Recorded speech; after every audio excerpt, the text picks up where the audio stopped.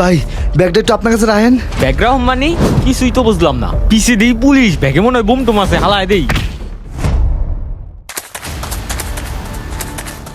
ওই কিরে, ইন্দে একটা পোলারে ব্যাগ নিয়ে যেতে দেখছস? হ স্যার, ওদিকে গেছে। ঠিক আছে। ওর যদি কইতাম ব্যাগেই জায়গায়, তাহলে তো আমারে ফাঁসাই দিত। থাক, বাইচা গেছি। কিরে হালাই কই গেল? ওরে যে জিগাই গে। আবরাই লোকেন। ওই কিরে, ওরে তো পাইলাম না। স্যার, ওই মনে হয় এদিক থেকে অনেক দূরে গেছে গা। ও দূরে গেছে গা না?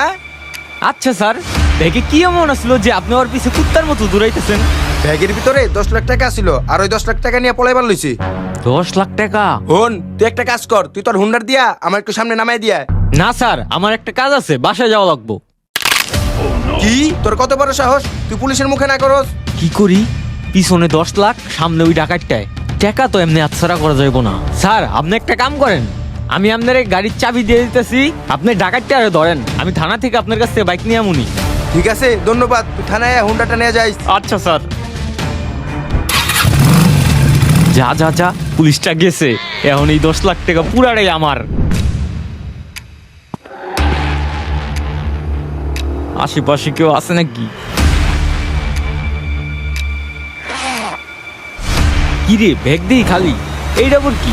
10 লাখ টাকার চেক টেক নাকি আবার? কংগ্রেচুলেশনস, আপনার বাইক চুরি হয়ে গেছে।